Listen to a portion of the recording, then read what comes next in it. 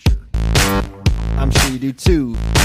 Welcome everybody to the podcast. Today is Tuesday, February 20th, 2018.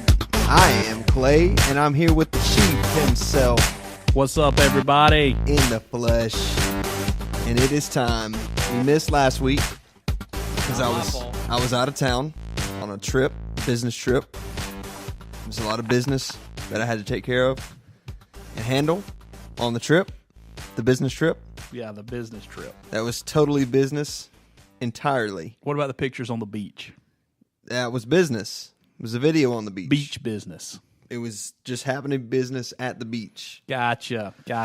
So we didn't have a show last week, and all 20 of you were very upset, I'm sure. But we're back this week. But you weren't upset enough that you went to the Patreon. I know, nobody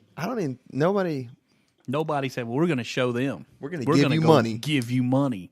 To incentivize you to come back next week. That's okay. Because we didn't need much incentive. But Chief is doing a thing. Yeah, tell them about it.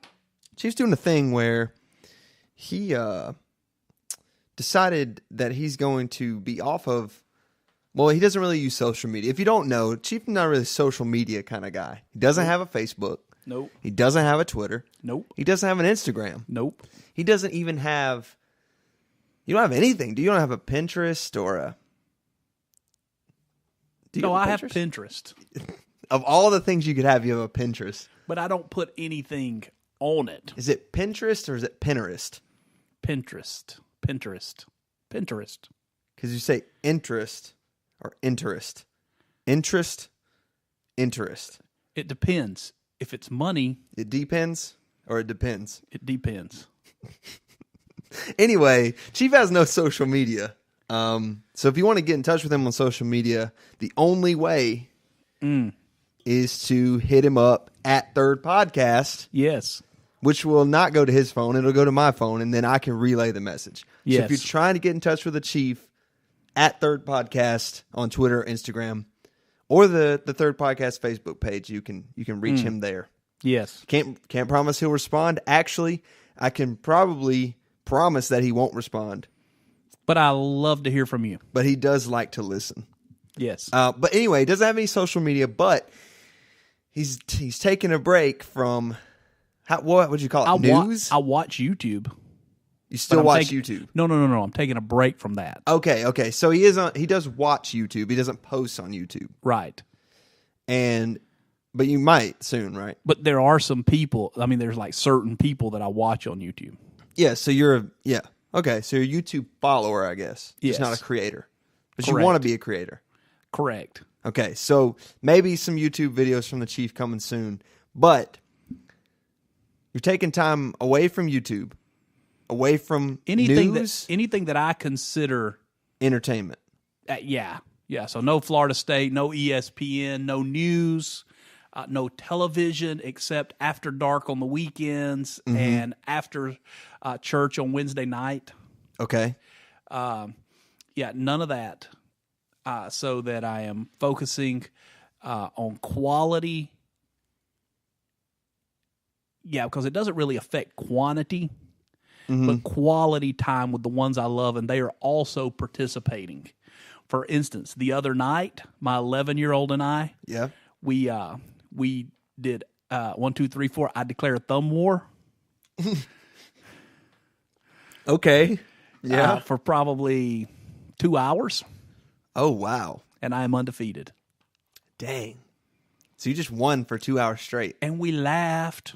Listen, let me encourage you. If you're so plugged in that you haven't just laid across the bed and played a thumb war with your wife or your kids and laughed, you need to do that. We played a game last night, Farkle. What is Farkle? You roll some dice and score some points. Okay, so it's like Yahtzee then. Yeah, well, not really, but yeah, kind of. It's the like same Yahtzee premise. and the premise that it has dice. And points. Yeah, but no, listen, it's just been refreshing. But I can talk about the news. Yeah, you don't. I still have an opinion about the news. There's just no Chiefs Corner specifically. No stories. What will probably happen in Chiefs Corner today is that it will be stuff that I just genuinely make up, or I just have thoughts of what has happened in my life recently. Okay. No, that's good. Like I got rabbits. Okay. So, if you don't know, if you're listening, Chief is What I like to call suburban survivalist. Is that what it is? Suburban survivalist, yes. We live very plugged in lives, so this is not like an off the grid thing.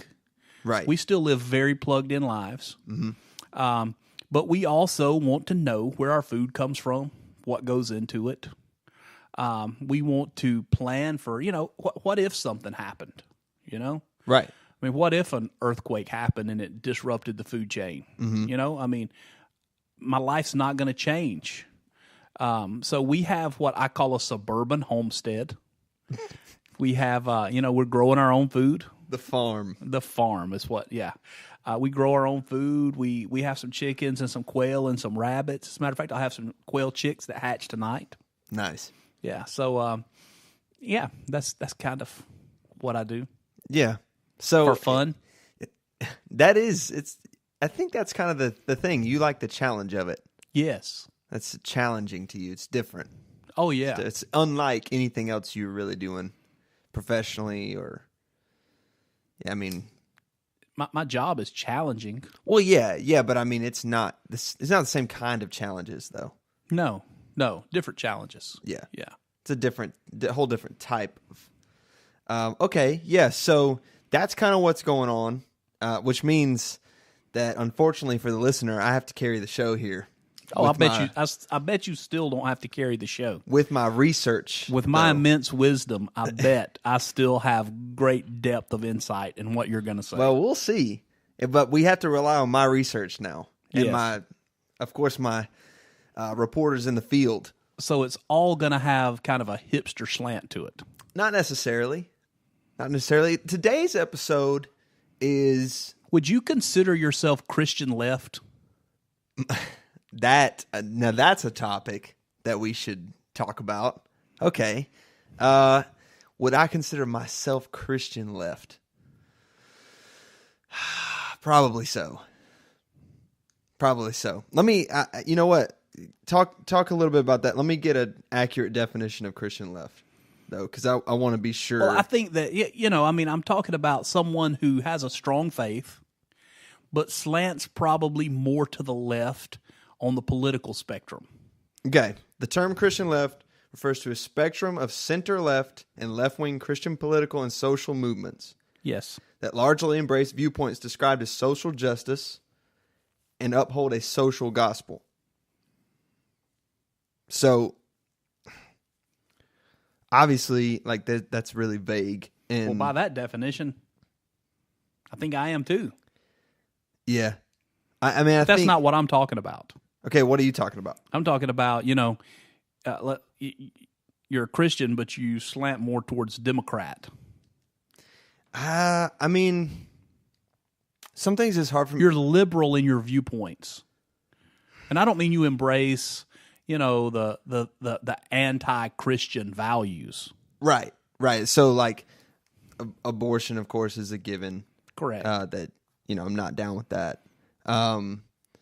But yeah, well, I guess the recent shooting in Florida, yes, and the gun control debate is reignited with newfound fire, as it is. Yes, after every tragedy. So our thoughts and prayers, and I do know about that stuff down in Florida. And I have been praying. Yeah, really terrible.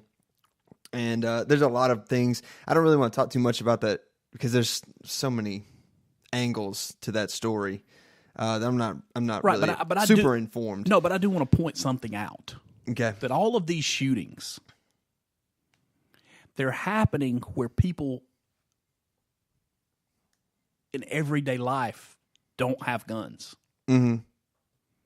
Yeah. Well, they're happening in gun-controlled zones. Yeah. Oh. Yeah, well, but let me explain. So this to the Christian left comment, because I think,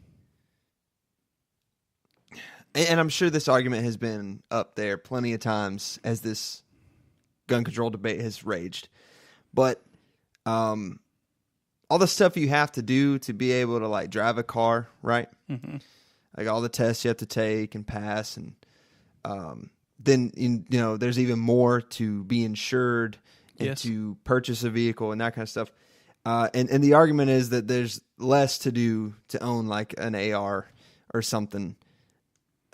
In some places. Yeah. So I kind of think, like in Georgia, you don't even have to know which end the bullet comes out of. Right. And that, to me, that's ridiculous. Now, I am all for Second Amendment. I think if you want one. But most people in the South do know that want a carry permit have had experience with firearms. Yeah. No, I know. I just think if you want one, you should be able to get it. I have no problem with that. Right. If you want it, it's your right to have it. Go for it, man. But I think you need to be checked thoroughly that you're not insane, that you do know how to operate the weapon. Yes. You need to be properly trained, briefed. And then I don't think it's a bad thing to keep a few tabs on the person.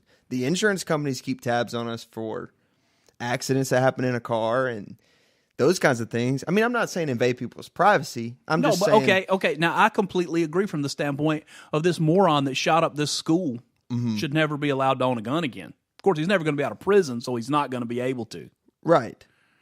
But I'm all for background check the hound out of people. Yes. I mean, I'm all for that. And honestly, I'm going to catch some flack from my good friends, but hey, you know what? I don't have to go down to the sporting goods store. I almost gave a plug to somebody that's not a sponsor of our program. I don't have to go down to the sporting goods store or a gun store. Yeah. And I just have to leave with my AR because I've just got to have it this afternoon. Mm-hmm. If I have to have the AR this afternoon, I'm probably up to no good. Mm-hmm. Okay? So I have no problem with that. If you go to a gun show, background check them. Mm-hmm. If you say, well, there's no way to do it because of internet. Oh, my gosh, buy a smartphone. I mean, well, yeah. Yeah, if you got a gun show where there's no cell service, you're up to no good anyway. That's called the black market. Yeah, that junk's ridiculous. Yeah. So, background check people. Listen, I have no problem with people that have, some mental impairment, not being able to own guns. Yes, certainly. I don't have a problem with people that have a history of domestic abuse, not having firearms. Right, yeah. I think there are definitely some lines to be drawn. But I will say this. There was a reason. Now, I'm talking about, I don't really know why he shot the school up. Maybe he had a girlfriend. I don't know. I don't either. But there was a reason he went to the school and shot at the school and he didn't go down to the Army base and shoot. Yes. Nobody was going to be shooting back at him at the school. I mean, wouldn't it be crazy, though, if two, separate shooters, planned a mass shooting on the same day at the same place, and they just ended up shooting each other? That would be, if no one else got hurt, that would be great. It would be irony. Mm-hmm. If nobody else got hurt. Yeah. Here's the thing about the school thing, too. I think, dude, there's security at every other government institution. Right. The courthouse, DMV, the DMV. City Hall. Why do they need armed guards at the DMV? I don't know, but we put kids and young adults in places, and it's government mandated that you have to go for 8 hours a day for 12 years, but we don't put any armed security there. That bugs me. I don't get it. Why have we not dealt with that? Yeah, there needs to be armed security at schools. Yeah. And it, to me, that's such an obvious solution that I don't know why it didn't happen ages ago. Why does it take this many disasters for us to go, you know what, maybe we should have security? Yeah, or how about this? How about let's just take all of the doors in the school. All the doors in the school. Mm-hmm. Except for the front door. Okay. And let's fix them so when you walk out them, they lock behind you. Mm-hmm. Okay? So unless you come during class changes, you can't get into school. And then let's take the secretary, who is busy bossing kids around for the most part because they're on a power trip. Let's take her out of the office, sitting behind the abnormally high counter. I feel like there's a personal element in this story. You're kind of Every school I've been in is that way. I feel like And let's go set them out at the door with a little buzzer button. If a shady character comes up, don't hit the buzzer button. Right. It's stuff that we have in plenty of other places. And it makes no sense why it's not in public schools. It makes no sense. No, it makes. Here's the thing. Okay, so I don't remember. I've been to the airport before 9/11, but I don't remember that because I was young, right? But after 9/11, nobody was really up in arms about us locking down airports. Everybody wanted the airports tight, right? Yeah. I mean, I don't know, right? I still lose my. Yeah, but okay. There's something. Now, your personal grievances with TSA, that's different.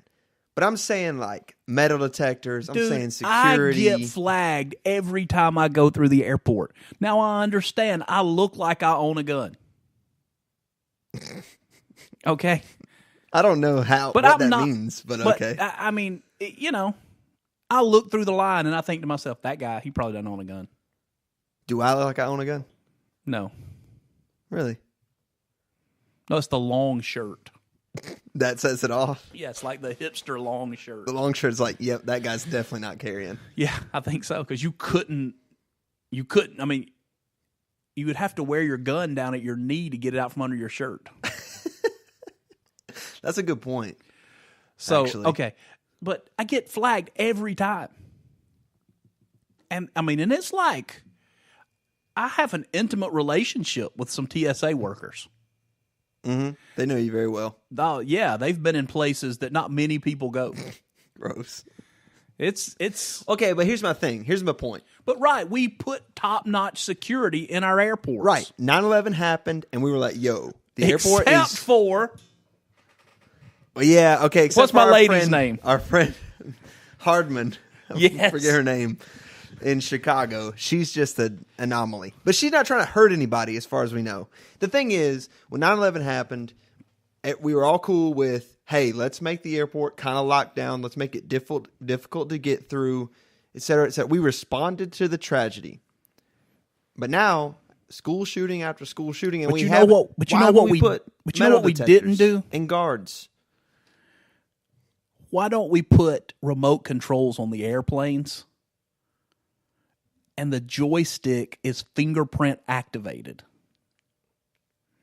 So if the pilot's fingerprints are not on the steering wheel of the airplane, it can be controlled by remote control and brought down safely. It seems like they would have that too. Yeah, but that's much more difficult than putting an armed guard. Well, yeah, and that's much more expensive, I'm sure. Oh, yeah.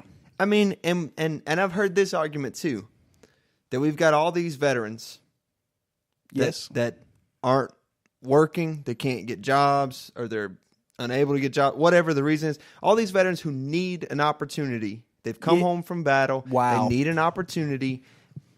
Put a weapon back in their hands and let them protect people on the home front. Yes. Put them at public schools and let them guard against this kind of thing. Yes. It's two birds with one stone. Wow. What I'm just saying, man. Why do they call me? Who do I call? I don't know.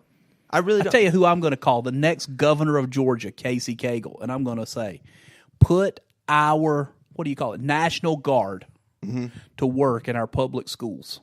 Buy them an AR before we put the gun control in so the government can't buy ARs. Oh, no. The government will always be able to get ARs.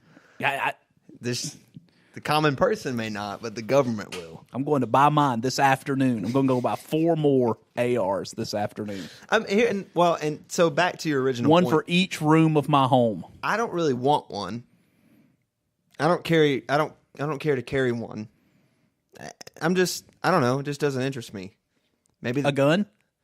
Yeah, I mean it's cool, and I like to shoot when the opportunity arises. Like go to the range, and yeah, it is fun. But I don't know. I don't want one in my car. Really, I don't care to have it in my desk drawer.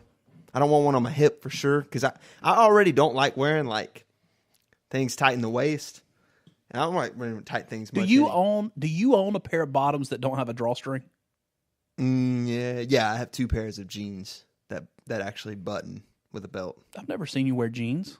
I wear them every Sunday. You don't wear joggers. No, I wear black jeans most Sundays. Oh yeah, you're right. Okay. Yeah, and I like things tight in the leg, not at the waist. And and that's where we're different. You enjoy that feeling. You like having it right there. Yeah, and I carry right now in my car. If you knew our location right now, my car is unlocked. You sure you want to? Well, I guess the keys are in the ignition. And right now I have a minimum of 3 firearms, possibly more. It's bad when you don't even know how many you have on you. And plenty of ammunition. But here's the difference. I'm not riding around thinking, wow, I'm going to find somebody to shoot.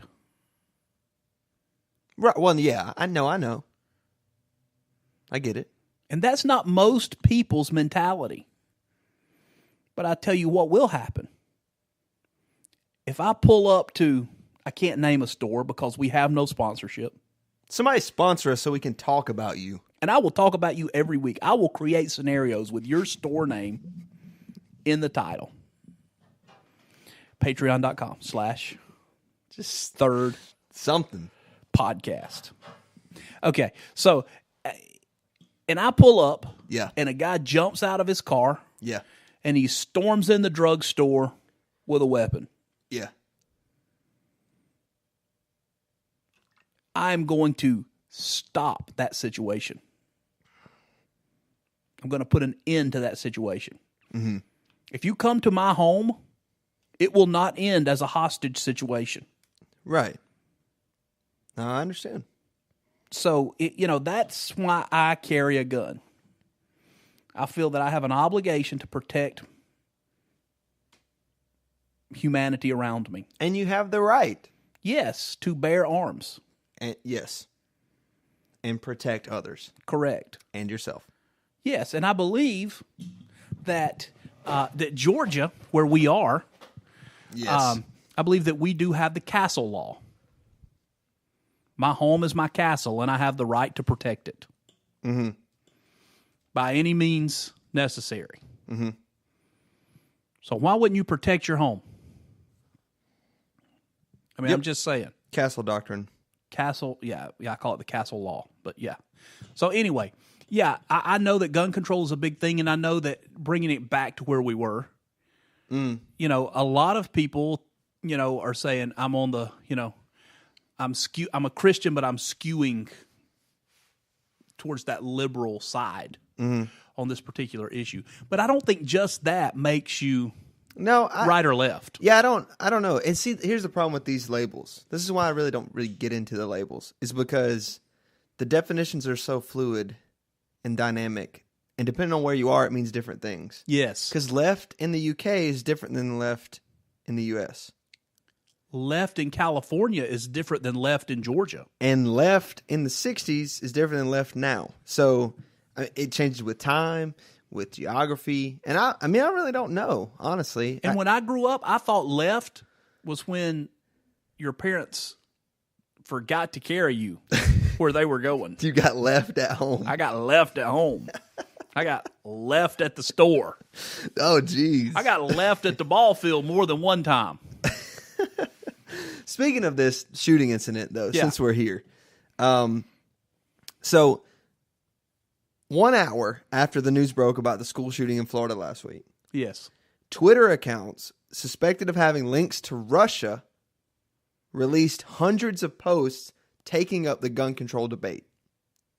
So these Twitter accounts that have some apparent ties to Russia Yes. start posting about gun control in the United States. An hour after this tragic incident occurred, we got bots, Russian bots, tweeting about how we need gun control in America.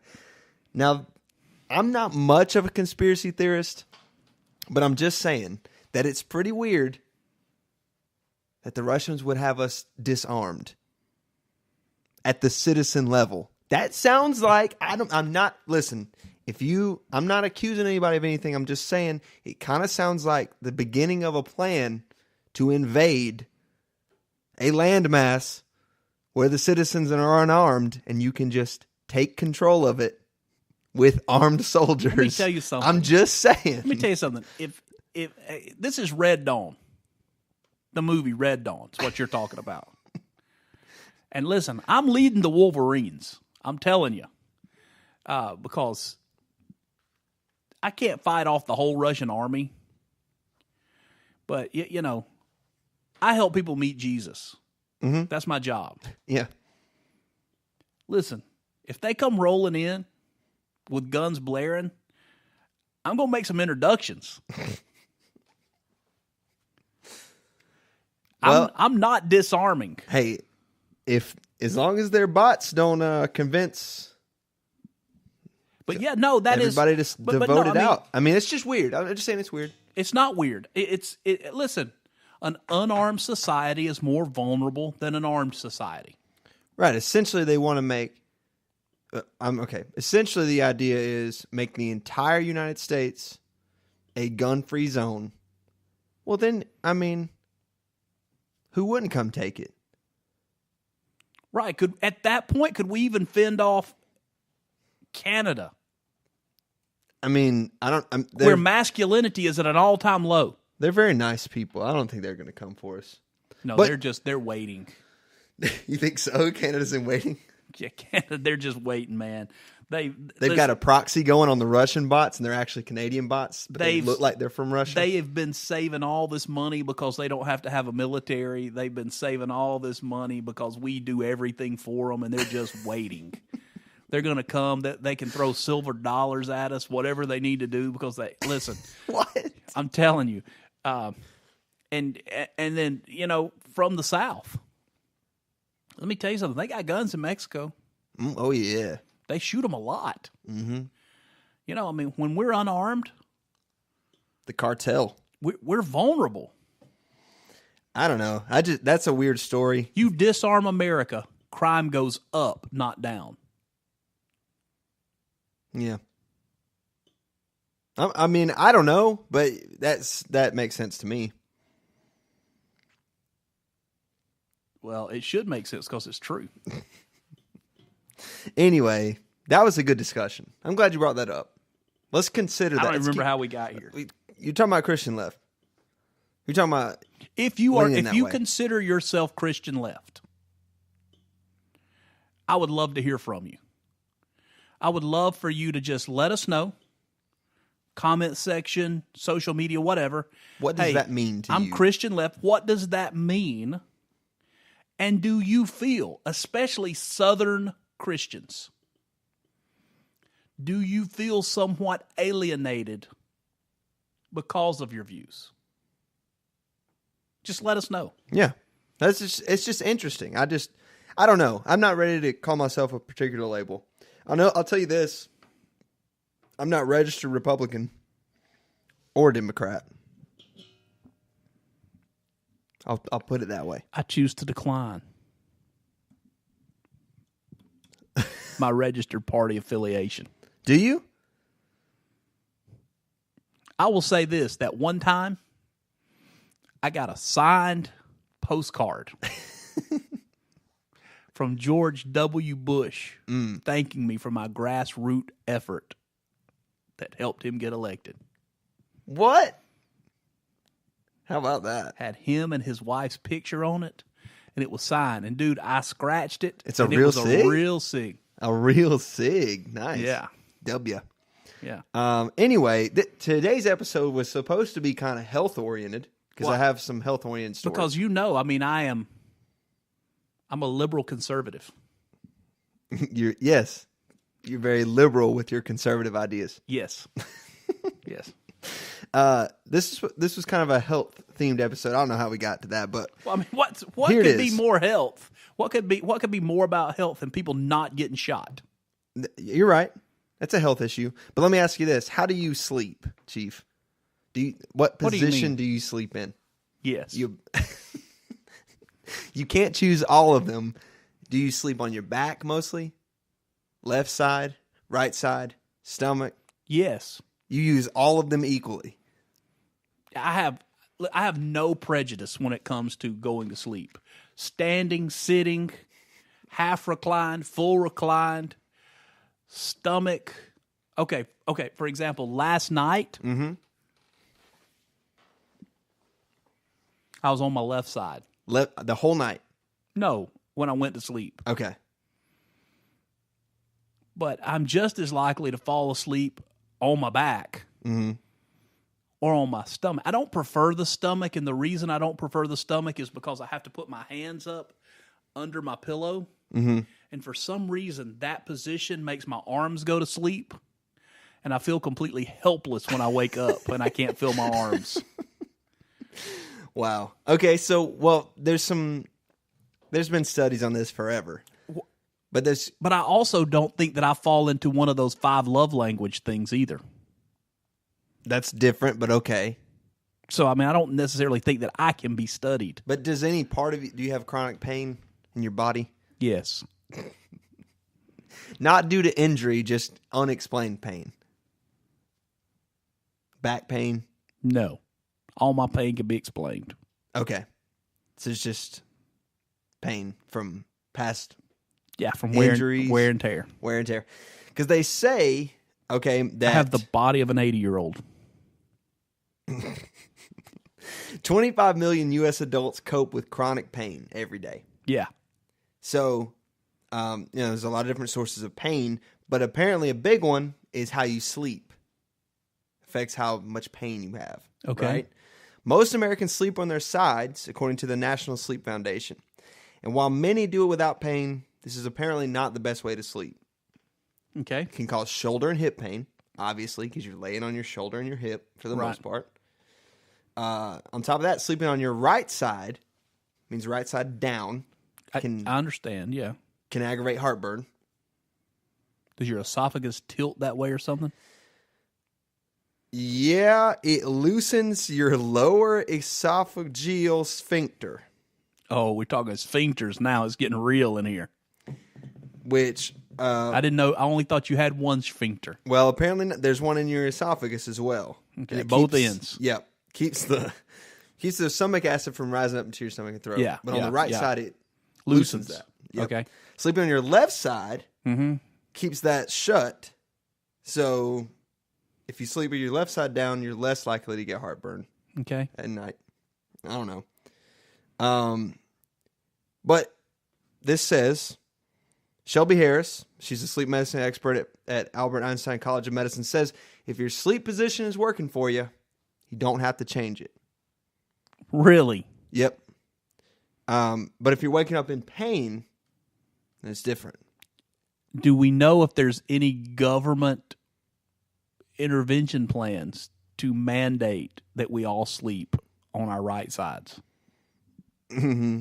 Why would they mandate us to sleep so we have to buy heartburn medicine? I mean, on our left sides. Oh, okay.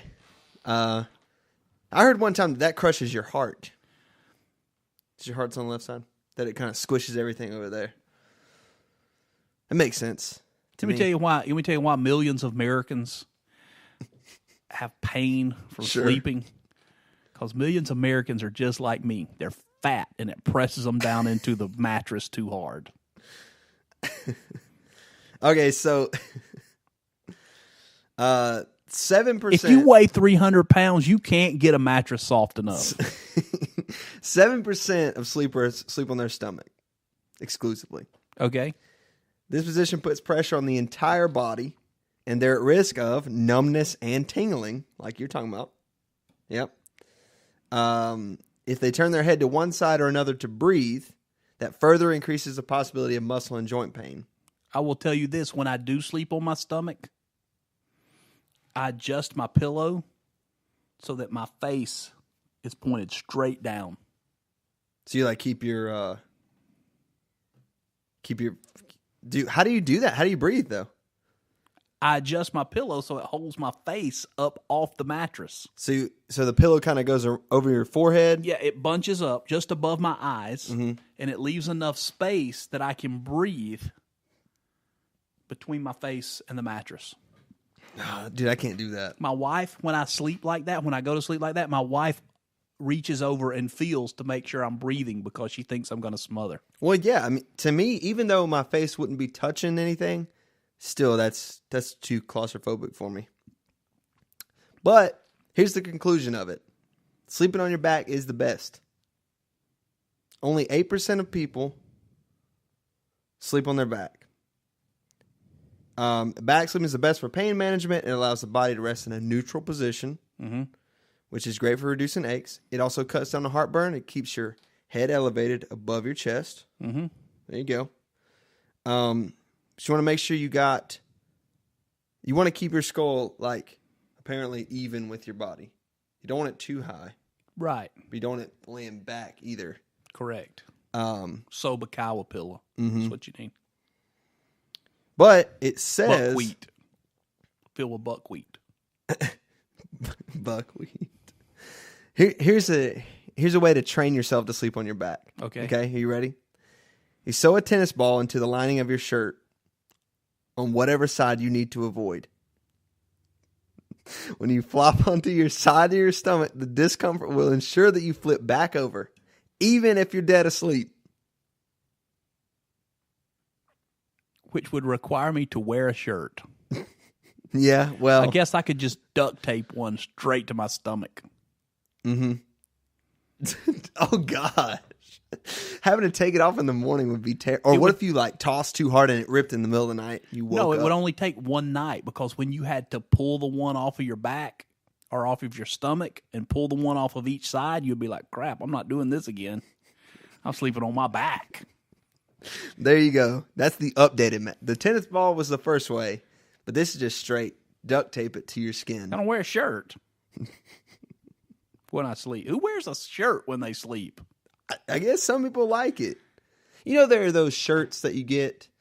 Maybe it's like a contest T-shirt or I don't know, like a 5K T-shirt or something that it's usually like doesn't fit you well. Yeah. It's really cheap. Like, what do you do with those if you don't sleep in them?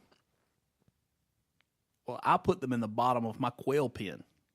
You just repurpose them entirely. So then I just wad them up and throw them away. We have a comment. You ready? Okay. Yeah, we have a great comment from our loyal listener. Okay. You may know him as Ham. And he said, I don't like when the chief calls himself fat. You aren't fat, chief. So he's saying you better speak better of yourself. Okay, I would like to put a poll out there. You want to respond to that comment? Thank you for your comment, by the way. Thank you for your comment. We appreciate you. Okay, I am 6 feet even. Yes. And I weigh 323 pounds. Yes. That is not the picture of health. Although all my vital signs, all my levels would say otherwise, that I am a specimen of health. So on paper, you're like what you should be. Freak of nature. Yeah. But I give glory to God for that. He's the one that keeps me healthy. Mm-hmm. Yeah. But let's go back to this sleep thing. Okay. Because, there's a reason why people sleep the way they do as well. There's something like very vulnerable about sleeping on your back.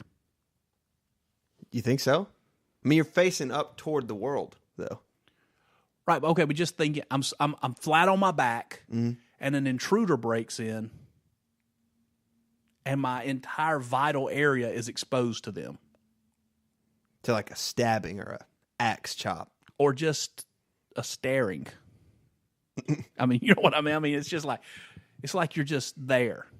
Mm-hmm. If you're on your side, you feel a little more protected, one side or the other. I guess that makes sense. And on sense, your yeah. stomach, it's almost as if you're cradling away from the danger around you. Yeah, but then I can't see anything happening. But do you want to? Yes. So that my oldest child, she refuses to look around when she's in the bed because she's afraid a murderer What? will be in her room, and she doesn't want to see them coming. If you don't see it, it's just fine. Like, just don't deal with it. I guess. Not me, man. I got to see it. Well, I'm shooting at it. Yeah, you are. Yeah. I'm probably just trying to run. Not me. Yeah. I mean, I live with 2 other people, so hopefully. And I live in the back. You need of the to apartment. teach them a safe word for their health. To jump on the floor. My family is trained. The alarm goes off, they get on the floor. Mm-hmm. The only way my child that's home now, the only way that the alarm goes off, that they're in their room, the alarm goes off, the only way they run to me is if the break-in is in their room. Okay. If somebody breaks the window and comes into the house in their room, they're hauling it towards me and they're screaming, "Daddy, Daddy, Daddy." Okay? Otherwise, they lay in the floor and I come to them. This ensures that I don't shoot them by accident when they come around the corner. Yes. I know my home. I know the pinch points and the cover points. And I'm able to successfully and tactically navigate to my child's room and retrieve them safely. You spent time on this. You spent some serious time on this. Sure. We also know how to get out of our home if a fire breaks out. Mm-hmm. We know how to. Why wouldn't you take time to know these things? I mean, I agree with you. I mean, to me, these are just sensical things that we know to protect ourselves, to maintain health. Mm-hmm. Like, I don't always feed my kid cookies. She doesn't eat cookies. So if I'm going to do something to try to bring a little health to her life, why would I not also know how to keep her safe if something happens? And it is adjusting. And it's not like we drill this once a week. Like running like a SWAT house kind of thing. I mean, we're not. Yeah, we're not. Waking up at 4:30. Yeah. All right, let's run it. Yeah, I mean, we're not doing that. I mean, we're not seeing how fast we can load the car up with our food reserves, and tearing off to But our. you say that, but I'm kind of surprised that you haven't done that. That seems like something you would do. What? Time it. How long it would take to load up and bug out. I didn't say I didn't know. I just said we don't drill this weekly. But you have tried it. I do know, and I have worked through the plan and tweaked the plan that if I were to have to leave, and I know what those scenarios are. Mm-hmm. I know what those scenarios are that would cause me to say, hey, you know what? I'm better off leaving and going to another place than I am staying here. Okay. When I go on vacation, I know where the hospital is. I know the fastest route to the hospital. I don't wait and punch it in the GPS after somebody gets their leg bitten off by a shark. Mm-hmm. I do that ahead of time. I know the route to the hospital. I know where it's at. I go into a hotel room and I look around to see if someone comes through the door. What do I have to protect myself with, and how can I get my family out the door? If I'm out of the country, I know where the embassy is. I don't just know where healthcare is, but I find out what the best healthcare is, because that may not be the hospital. When we were in Roatan, the best place to receive medical attention was not the hospital. It was a place called Peggy's Clinic. I knew how to get there, and I got the number to be able to call in case there was an emergency. See, I just don't. And listen, Those people things think don't run through my head. Well, people think that's insane, man. Why do you waste all this time? It literally takes 5 minutes. I just don't. It literally does not cross my mind. All that time I spent in Europe, I actually did go to a hospital in London, but only because I was visiting someone, praying for someone. Yeah. But I didn't know where that hospital was. I mean, it wasn't far from me. You don't have kids either. No, that's true. You know, Is that the difference? Probably. I mean, when I was your age, I didn't think about those things either. You know, situational awareness. When I'm in a public place and I see most people on their phones chopping away or, you know, whatever. What are they chopping away at? On their phones. Is that a game, chopping? I'm like texting, tweeting. Chopping? From now on, texting is chopping. Chopping. So if you guys want to hang out, chop me later. Chop me later. Absolutely. And, you know, I'm looking to see what's around me. You know, I'm glancing at the midsection of people to see if anybody's printing and carrying a gun. Just something I've trained myself to do. Man, yeah, I just don't. Listen, that's like some Jason Bourne. But no, just think about it. No, I mean, just think about it. Okay, when is the last time you've seen somebody rob a bank wearing a pair of flip-flops? I thought it's something the Joker would do. Because people, because people dress for their purpose. Yeah. People dress for their purpose. I try to dress for any purpose. Right. Okay, for instance, I'm at a convenience store in June, and someone pulls up and gets out of their car and they're wearing a hoodie. There is an instant problem with that. Some people wear hoodies year-round, though. I'm not saying I'm shooting the person because they have a hoodie on, but situational awareness tells me to pay attention to what that person's behavior is and what they're doing.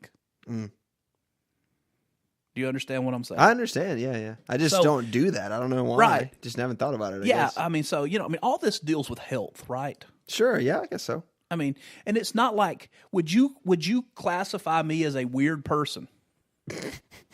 I mean, reasonably speaking. No, I guess not. Do you even see these behaviors in me? Because we're in public together all the time. Yeah, I wouldn't notice them. No. So I'm not some kind of weird tactical person that is, just living in another world. I enjoy life. Yeah. No, I understand. Yeah. What you're saying is this is a normal thing.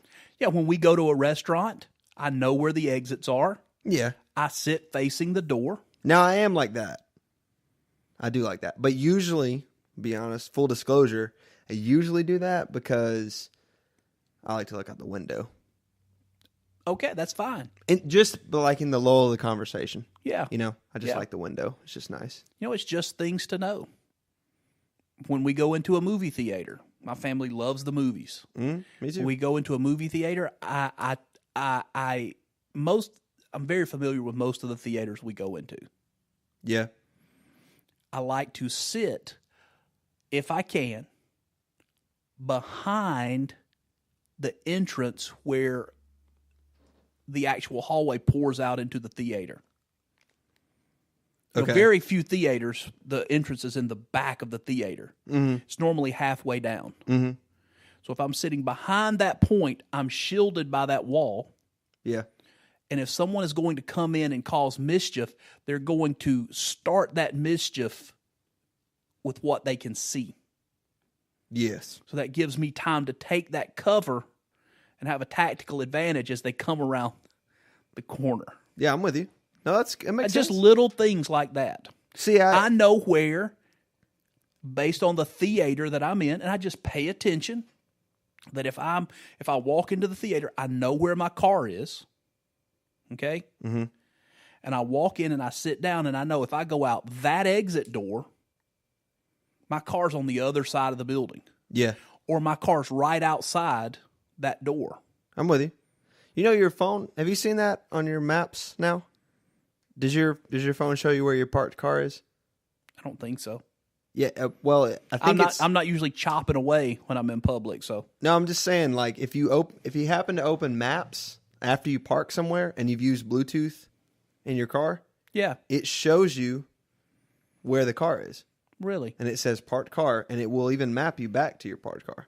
That's great. Automatically. Thanks, Apple. We could have used that at the Georgia Tech game that time. We could have used that. That was. Man, the iPhone was only like 2 years old at that point, though. Oh, yeah. I don't think they even thought I was about only it. dreaming about being able to own an iPhone at that point. I think we still had those flip, the button flip. Oh, yeah. Those are awesome, though. Yeah. Next health story. Let's move to this one. Yeah, I've completely derailed us. That's okay. This one's pretty cool, though. People probably think I'm a weirdo now. They might, but it's okay. It's character. Bring that flair. Yeah. Got one more health story. Yeah. So there's a new breakthrough I like breakthroughs. in medicine. Ready?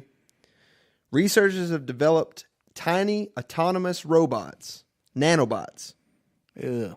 that can shrink cancer tumors by cutting off their blood supply. Using a technique known as DNA origami, scientists from Arizona State University and China's National Center for Nanoscience and Technology programmed tiny robots to carry payloads of blood-clotting enzyme called thrombin to tumor-associated blood vessels in mice. So this has been a mice experiment so far. Mm-hmm.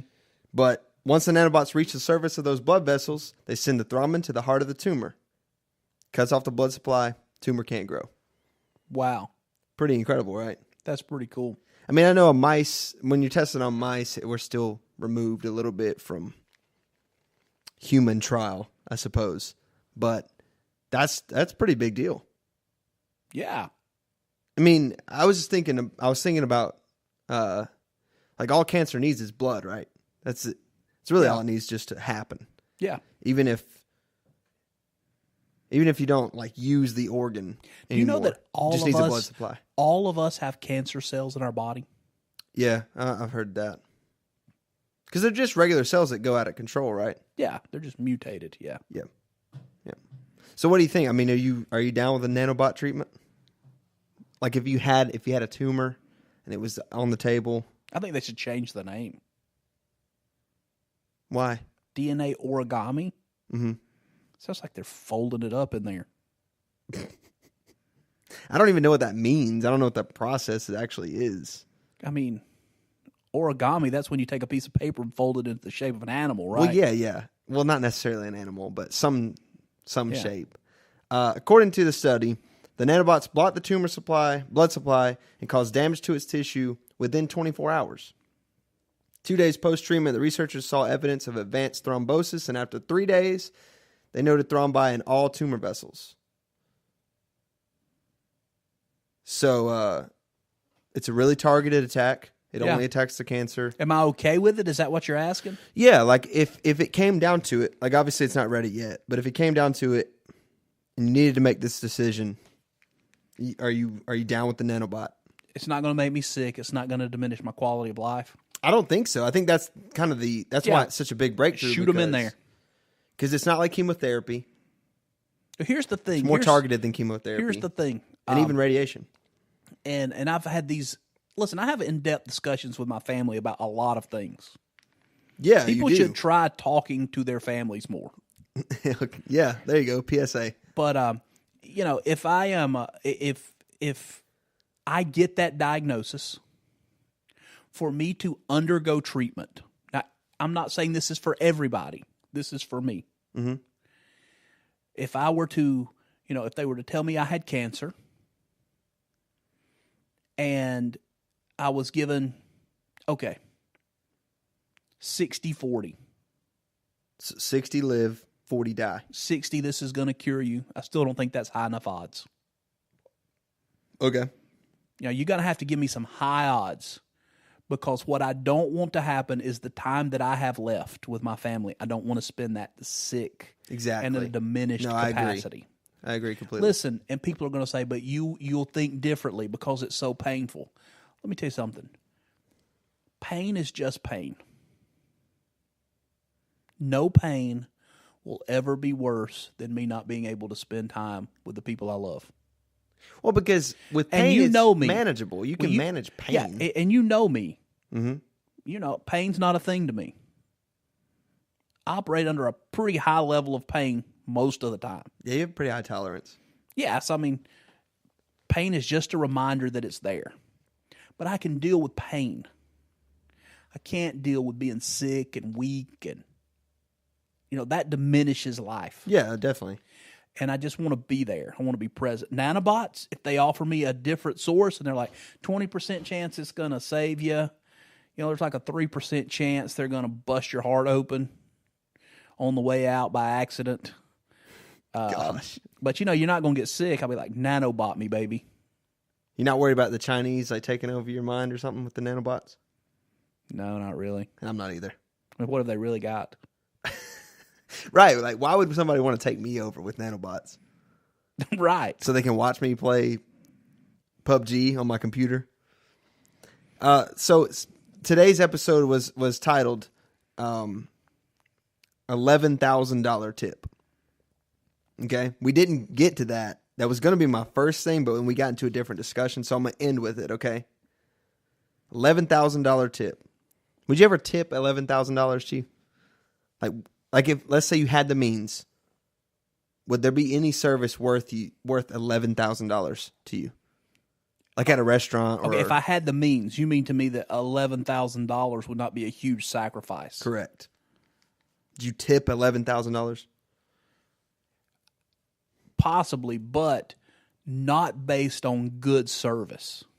So it would just be strictly, this is 15%, I'll pay it. No. Okay. No, because I could not ever imagine $11,000 being 15% of my bill. Okay. Okay, but if I looked and I thought to myself, maybe the Lord spoke to me. Mm-hmm. This person's just having a tough time. I have the means to make their life better. $11,000 would change their life. Even it's probably especially if they were a terrible waiter or waitress. Yeah. Would Yes, get them I out would. of that profession. Well, and just be like, hey, there's hope. Yeah. Okay. Well, I want to present to you a story then. Our good friend Jay-Z. Yes. Jay-Z was out on Sunday celebrating the birthday of Juan O.G. Perez, which is the president of Rock Nation Sports, which is Jay-Z's sports branch, right? Mm-hmm. They were in Manhattan, and they went to a bar, and it was Jay-Z and 5 other people. Okay? Okay. 6 guests. I have a picture of the receipt. For 6 guests, the bottle service was $91,000 What? in one night. One evening, 6 guests, $91,000 tab. And Jay-Z tipped $11,000 to the server. First of all, Okay, $91,000. First of all, $91,000 worth of alcohol for 6 people. What are they doing with it? Because they're not drinking it because they would be dead. Yeah. So, I mean, it's it's absurd. So $91,000, he tipped $11,000. Ridiculous. One night, 6 people. I mean, what are you doing? Are you pouring it on each other? Are you flipping the waitress tray over and just knocking them off in the floor? I don't know, but I think we can come to a conclusion here about Jay. Yeah. That he has too much money? Is that, first of all, he has an expensive drinking habit. Yes. But also, he's not a very good tipper. Mm-hmm. What's the percentage on It's that? just over 12%. If Jay-Z can't afford to tip 15%, how can I? Well, there you go. Somebody's out there thinking $11,000 tip. And yeah, that's probably the largest tip this person's ever gotten in their life. No. Yeah. But still, it's less than, it's just over 12%. Mm-hmm. When it comes, when it comes to Jay-Z's friends, he's willing to spend the big bucks. But when it comes to helping humanity, he doesn't fit the bill. What do you mean? He should have tipped that person 15 to 18%. So do you do that in restaurants? Yes. You're 15 to 18% tipper? Sometimes more. Sometimes more, but never less. This is what I don't like. And I hope somebody didn't just say this out loud while listening to our podcast. Mm-hmm. Well, I only give God 10%. I'm not going to give the waitress 18 or 20%. You give God 10% of everything you make, not 10% of what you spend on dinner. It's not the same thing. It's just math. It's no big deal. Oh, man, I just thought what a ridiculous Here's story. another thing. Okay. When people say, these places should just pay their employees, I shouldn't have to pay their employees also by tipping them. Do people realize they're just going to add that to the bill, and then you're not going to be able to afford to go there and eat? Yeah. That's true.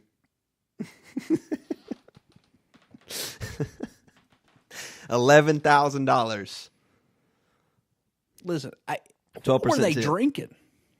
I looked at the ticket earlier. Ace of Spades. I don't know. Did you Google it? Apparently, it's a $1,200 bottle. I guess it's champagne. Wait a minute. Hold on just a second. I need to do some more math here. $1,200 bottle. So We're talking about 60 people. I mean, 6 people. 90, not 60 people. So 6 91,000 divided by yeah. how much? 1,200. 1,200. They drank 76 bottles of it? I'm just telling you. 6 people? I mean, there's tax. Okay. Tax is in the 91,000. That's 13 bottles apiece. Bottles. I know. Either it's like the smallest bottles. It's like little. Or, yeah, I don't know. They had to give some of that away or something. There's no way 6 people had 70 bottles. Was he trying to convince a client No, to work for him? No, he was celebrating the president of his sports thing, Rock Nation Sports. It's his friend and the president of that. They were celebrating his birthday. So them 2 and 4 other people. Because I can understand you're out there, you're trying to court, an NBA star. Mm-hmm. It's about to get a max contract, $30 million. Yeah. And you're out there and you're going to get 10% of that. So you're going to make $3 million. And you're out there with them like, man, money don't mean nothing to me. And you're just pouring this stuff out, to show them how, because you're that would make more sense. That would be a business deal. No, this was just a celebration. So there's no telling what he does on his business ventures. That's ridiculous. Isn't it? Even more ridiculous, one quick Olympic story. Since we're in the heat of the Winter Olympics. I see what you did there.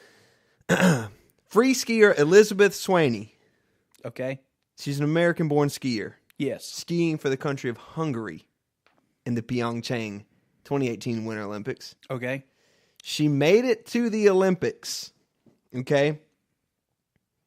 She doesn't know any tricks. She skied in the half pipe for Hungary the other night. She didn't do a single trick. She just skied down, got to the top of the half pipe, and just came back down.